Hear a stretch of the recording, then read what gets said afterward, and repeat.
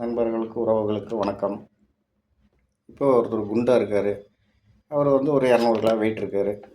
அப்புறம் அவருக்கு சங்கடமாக இருக்குது, என்னடா இவ்வளோ வெயிட்டாக இருக்கிறமே, எடையை குறைக்கலான்னு சொல்லிட்டு யோசனை பண்ணிகிட்டு இருக்கும்போது ஒரு இட மிஷினுக்கு போகிறாரு. இட மிஷினில் போயிட்டு ரூபா காசை போட்டு இடம் சீட்டு வருது. சீட் எடுத்துகிட்டு பாட்டு ஒரு தடவை மொத்தமாக ஏற வேண்டாம், ஒருவர் மட்டுமே ஏறவும் அப்படின்னு சொல்லிட்டு அந்த சீட்டு வருது. அப்புறம் அதை பார்த்துட்டு அவன் புரிஞ்சுக்கிட்டான். சரி, இது என்ன உடம்பு குறைக்கிறதுக்கு என்ன வழின்னு சொல்லிட்டு யோசிச்சுட்டே போகும்போது, சரி நம்ம அப்படியே ஊரை இப்போ நடந்தே வருவோம், நடந்து வந்து உடம்பு குறையும்ல அப்படின்னு சொல்லிட்டு வந்து ஊரை சுற்ற ஆரம்பிக்கிறான்.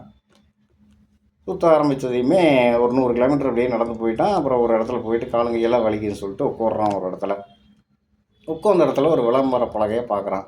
அந்த இடத்துல வந்து உடம்பை குறைக்க இங்கே அணுகவும் அப்படின்னு வந்து போட்டிருக்கு. சரி, அதில் தான் போய் பார்ப்போம் அப்படின்னு சொல்லிட்டு உள்ளே போகிறான். உள்ளே போனதையும் அந்த பொண்ணு சொல்லுது, சொல்லுங்கள் சார் அப்படின்னா, இந்த மாதிரி நான் உடம்பு குறைக்க வந்திருக்கேன். சரிங்க சார், நீங்கள் உங்களுக்கு ஆர்டினரி ட்ரீட்மெண்ட் வேணுமா, ஸ்பெஷல் ட்ரீட்மெண்ட் வேணுமா அப்படின்னு கேட்டதும் இவன் சரி எனக்கு சாதா ட்ரீட்மெண்ட்டே போதும், எதுக்கடா அந்த செலவு, வீண் செலவு நம்மளுக்கு அப்படின்ட்டு நினச்சிக்கிட்டு சரி சாதா ட்ரீட்மெண்ட்டே போதுன்ட்டான். அப்புறம் இவன் பணத்தை கட்டிட்டு அந்த சரிங்க சார் நீங்கள் அந்த ரூமுக்குள்ளே போங்க அப்படின்னு சொன்னது இவன் ஆர்வமாக அந்த ரூமுக்குள்ளே போகிறான். உள்ளே போனதையுமே வந்து டேபிள் சேரெல்லாம் அப்படியே கசாமசான்னு கிடக்குது. ஒரு பெரிய வெராண்டா. அந்த வெராண்டாக்குள்ளே ஒரு மூலையில் அந்த டேபிள் சேர் சந்துக்குள்ளே ஒரு பொண்ணு நிற்கிது, ஒரு 18 வயசு பொண்ணு. அப்புறம் இந்த பொண்ணை பார்த்த உடனேயுமே இவனுக்கு வந்து ஒரு ஆசை வந்துருச்சு. அந்த பொண்ணு வந்து அரையும் குறையுமாக நிற்கிறனால இவனுக்கு ஒரு ஆசை வந்துருச்சு. அந்த பொண்ணை போய் எப்படியா நம்ம தொட்டு பார்த்துடணும் அப்படின்னு. தொட்டு பார்க்குறன்னு அப்படியே பக்கத்தில் போகிறான். அந்த பொண்ணு அப்படியே நகர்ந்து போகுது. அப்படியே சுற்றி சுற்றி ஓடுறான். இவனுமா அந்த பொண்ணும் அப்படியே கைக்கு சிக்காமல் அப்படியே சுற்றி சுற்றி சுற்றி சுற்றி அப்படியே ஓடி வருது. ஓடி வந்தது இவன் ஒரு 25 தடவை அப்படியே சுற்றி சுற்றி ஓடி வந்துட்டான். இந்த பொண்ணு வந்து இவனால் பிடிக்க முடியல. அப்புறம் இந்த ரிசப்ஷன் பொண்ணு வந்துருச்சு.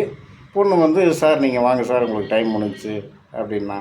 என்ன மேடம் இன்னும் ட்ரீட்மெண்ட்டு நீங்கள் இப்போ பண்ணது தான் ட்ரீட்மெண்ட்டு அப்படின்ட்டு இருக்குது. சரி ரைட்டு. அப்புறம் இவன் வெளியே வந்ததையுமே அப்புறம் என்னடா இது சாதா ட்ரீட்மெண்ட்டு இந்த அளவுக்கு இருக்குது, ஸ்பெஷல் ட்ரீட்மெண்ட் எப்படி இருக்கும் அப்படின்னு நினச்சிட்டு, மேடம் இந்த மாதிரி நான் ஸ்பெஷல் ட்ரீட்மெண்ட்டு எடுத்துக்கிறேன்.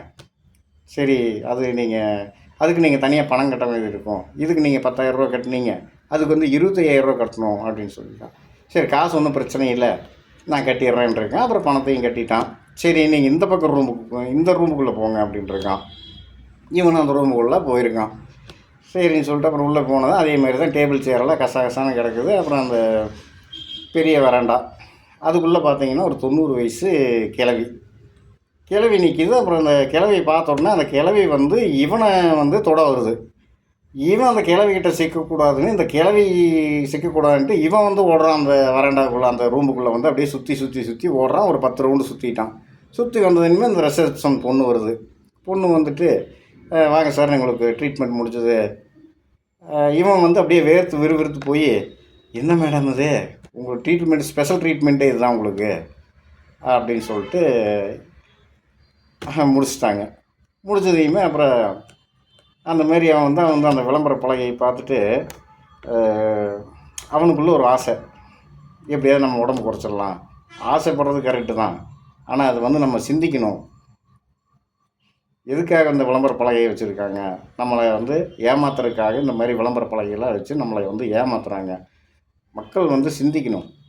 ஒவ்வொரு டைமும் நம்ம சிந்திக்கும்போது நம்மளுடைய பணத்தை நம்ம பாதுகாத்துக்கலாம், நம்மளோட உடலையும் வந்து நம்ம பாதுகாத்துக்கலாம்.